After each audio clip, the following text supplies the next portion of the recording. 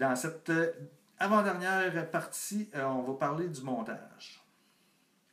Si on s'est bien préparé et que notre tournage a bien été, qu'on a réussi à faire nos capsules quasiment toutes dans un bout, évidemment, rendu au montage, on va sauver énormément de temps. Même que si c'est une petite capsule de, mettons, d'une minute, puis qu'on a tout fait d'un coup, puis qu'on a juste à couper le début puis la fin, souvent, avec l'application qui est dans le téléphone, on peut faire ce petit montage-là et la publier après ça directement. Donc, ça évite quasiment toute la partie montage.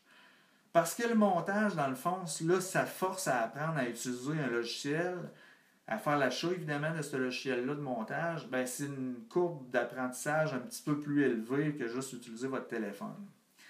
Donc, toute la planification, comme je dis, a été importante.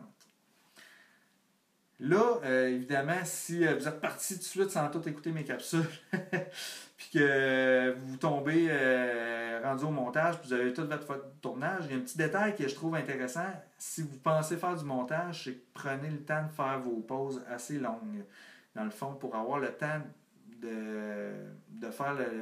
Parce que souvent, mettons, il y a une partie du vidéo qui va arrêter, puis l'autre va commencer un peu par-dessus, avec mettons, un fade-in, fade-out.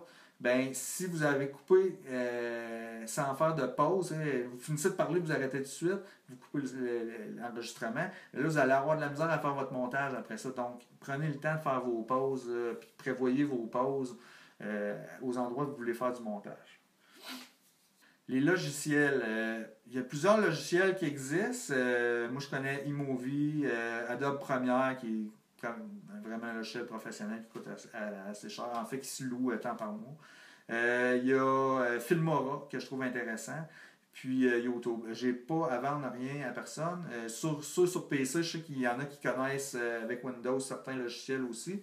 Mais le plus intéressant, disons, quelqu'un qui n'aurait jamais touché à ça encore, je suggère Filmora. Il n'est pas très dispendieux, là, je pense une centaine de dollars. Puis il fonctionne PC, Mac, même sur vos tablettes. Puis la courbe d'apprentissage est un petit peu moins grande que les autres logiciels. Là. Il est fait vraiment pour quelqu'un qui débuterait à faire du montage avec toutes disons des templates là, déjà prêtes là, qui sont faciles d'utilisation, puis c'est très graphique. Là. Que vous pouvez regarder ce logiciel-là, sinon si vous êtes habitué déjà avec un autre ou vous voulez en apprendre un autre, il n'y a pas de gêne. Là. Y a pas... Chaque logiciel a ses forces et ses faiblesses.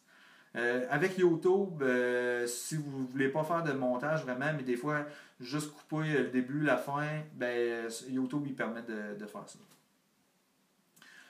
Pour les formats de fichiers, je n'avais parlé un petit peu tantôt au niveau de la compression, tout ça, mais le format de fichier aussi avec les téléphones, puis aujourd'hui, là, lorsque vous publiez sur des plateformes là, comme YouTube ou Facebook ou même avec des logiciels DVD, ce que votre téléphone va produire comme format vidéo va être compatible là, avec les logiciels de montage puis les plateformes là, de distribution.